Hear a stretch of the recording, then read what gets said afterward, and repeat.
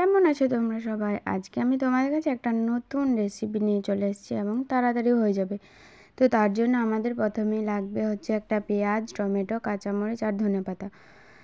তো এইগুলো সব আমি কুচি কুচি করে কেটে নেব। তারপর কুচি কুচি করে যখন কাটা হয়ে যাবে তখন আমি পাত্রের মধ্যে এই ধনেপাতা কুচি সব এগুলো দিয়ে দেব। তারপর এখানে দিয়ে দেব গোলমরিচের গুঁড়ো, একটু লবণ আর একটু লঙ্কা গুঁড়ো। আর এর সাথে আমি দিয়ে দেব 2টো ডিম। দিয়ে এগুলোকে ভালো করে মিশিয়ে নেব চামচে করে। ভালো করে মেশাতে হবে যাতে কোনো ডিমের সাদা অংশটা গোটা গোটা না থাকে। তো এটা এক সাইডে রেখে দিলাম। তারপর একটা পাত্র নিয়ে নিলাম। এখানে আমি নিয়েছি পরিমাণ মতো রোল ময়দা।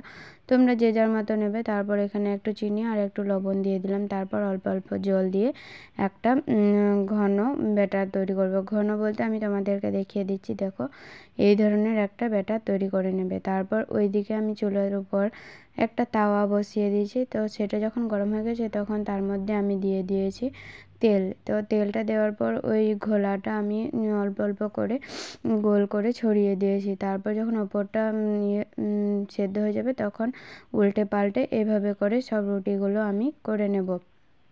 তারপর যখন রুটিগুলো করা হয়ে যাবে তখন অল্প একটু তেল দিয়ে তার মধ্যে ওই যেটা আমি ঘুলে রেখেছিলাম ডিমের ঘোলাটা, সেটাই অল্প করে দিয়ে দিলাম। তারপর এটা ওপরটা কাঁচা থাকতে থাকতেই ওপরেই দিয়ে দিতে হবে এটা। তারপর যখন একটু ডিমের সাথে সেট হয়ে যাবে তখন একটু উল্টে নিতে হবে। তারপর উল্টে একটু তলা দিকটা ভেজে তারপর ওপর দিয়ে একটু কিষান সস দিয়ে এভাবে করে ভাঁজ করে দিয়ে এই তো আমাদের রুটিটা রেডি হয়ে গেছে। তো আমি এভাবে করে সবই করে নেব। আবার সেম প্রসেসে ডিম দিয়ে দিয়েছি, তারপর রুটিটা দিয়ে দিয়েছি, তারপর উল্টে তারপর ওপর দিয়ে একটু টমেটো সসও দিয়ে দিয়েছি। তারপর এই তো হয়ে গেল। তো কত সহজে হয়ে গেল দেখো। তো সার্ভ করেছিলাম আমি টমেটো সস দিয়েই। তো তোমাদের কেমন লাগলো ভিডিওটা অবশ্যই জানাবে। ভালো লাগলে লাইক কমেন্ট শেয়ার করে দেবে। Tata bye.